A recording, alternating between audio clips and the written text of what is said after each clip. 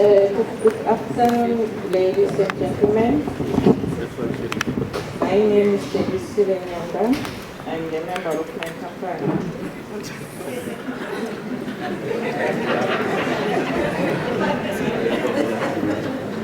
Okay, jokes aside, I just want us to look at the CIDP issue first. The CIDP was talking about the 2% allowable that must be set aside for skills development for projects that are more than 20 million and above.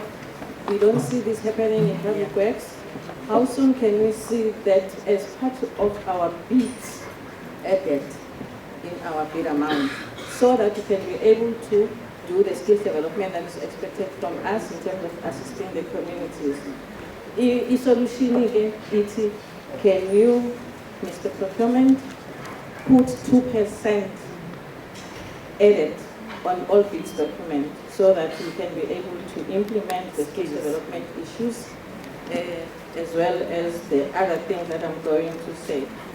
Secondly, I just want to request that public works stop talking about ASCs where this, ASCs where that, because there's no ASCs where. And the UCIDP is the vehicle of the potential emerging status. There's not even one project that has been advertised to allow the PE status on the project, but they have ASCs where contractor development program, which is not assisting us because even if you are in that project, you still have to go through the same tender process, which is a waste of money from the side of our contractors. I'm developing small contractors, and the way the documents for grade 1 and 2 are made up, it's pathetic. That's what I can say for now. Then, thank you CIDP for the CMS project. We benefited from this as grade 5 to 9. Those who attended, it was a very good project, and then I would recommend other contractors to take that course with the CIDP when it's implemented again. It's a very good program. Thank you CIDP with regards to that. My challenge is with the procurement from public works when they say, give us reference for tenders within the last 2 years. We fought with the CIDP when they were telling us about not considering projects within the certain years and starting from 2 years, because what's happened with my experience over 10 or 20 years? What's the reason behind asking for within 2 years? I tell you what, Mr. Procurement, the department is not paying us on time. Yeah. By the time you finish the project, you have been done project when you are not being paid. You don't have a completion certificate to prove that we've done this project over 2 years or less than 2 years. And then within the 2 years, you might have done a lesser project than the previous project that you have done, bigger project that will make you qualify for the current tender. I want us to be very transparent when we talk this issue and compiling tender documents, because that is the key and problems that we encounter and get challenged when we are doing tender document. Your presentation was not talking about the wrongs that the procurement department is doing in public works, but it was only looking at errors that we don't normally do lately because we are now skilled and developed over the years. But the errors, we no longer do them. For instance, it's not longer important for me to drive, to listen to a briefing where the person who's doing the briefing knows nothing about the project. Can we do electronic, in the transport, development of transport, we can do online briefing sessions. And for us to travel, it's costly. 2, we travel for the briefing, we travel to drop the document. Why can't we submit the document electronically? That is done by DPSA for the same projects for Department of Education, KZN.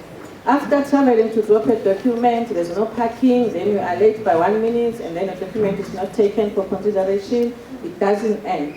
Let us be electronical, IT, whatever, the department is able to do it today. We are here. Before we were confirming for attendance, you were even asked questions, what would you like to be discussed? I haven't heard anything about it here. All the speakers said nothing about it, our comments there.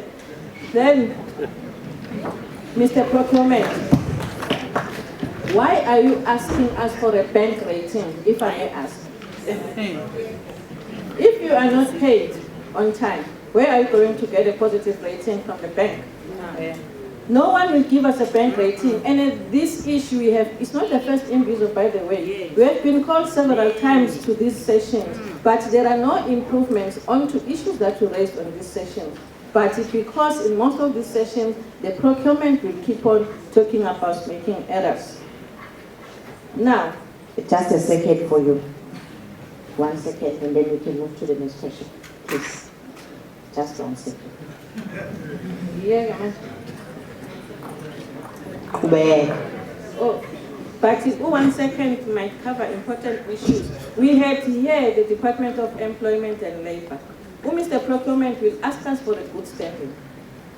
Where can you get a good standing if you don't employ someone because you have not been paid and you have stopped the project, or you never got a project for you to get a letter of good standing? But Mr. Procurement is asking for a letter of good standing. The Department of Labor and Mr. Procurement must sit together as a solution to determine which letter can we put as small contractors that will make us being responsive to the bid. Nevertheless, I don't understand what stopped our sessions from the Department of Public Works. 1 year they wrote a letter that they will only take sessions if it's depending whether the money will come from the reputable financial institution. And there's no financial institutions that will give us money. That you must know, Mr. Procurement. Ama-bank awasifuni, awasniki imali. USIFA uyapromisa, it was SIFA then, you will never get a cent from SIFA. And that letter of good standing has points, by the way. You get 2 points for submitting it. A letter that you can't get, no matter what. You won't get that letter. But we want us to be developed. Right. 1 minute more, sweet. Do you guys estimate projects correctly? Do you have senior quantity surveyors in the department? And if you don't have, or if you do, why do you accept a lowest bidder who is going to fail in the project? Not very well that Thank you very much. So we move to the next question, please. The next item is EPWP rates versus minimum wage. The documents, when they are structured, they are written in bold that this project is based on expanded public works program, which pays less than the normal minimum rate, which means you can employ 2 for the price of 1. But when you go to site, there's nothing like that. You must pay the minimum wage, which means now the bid must be lower for you to pay more price on site. Thank you so much. Can you please take another...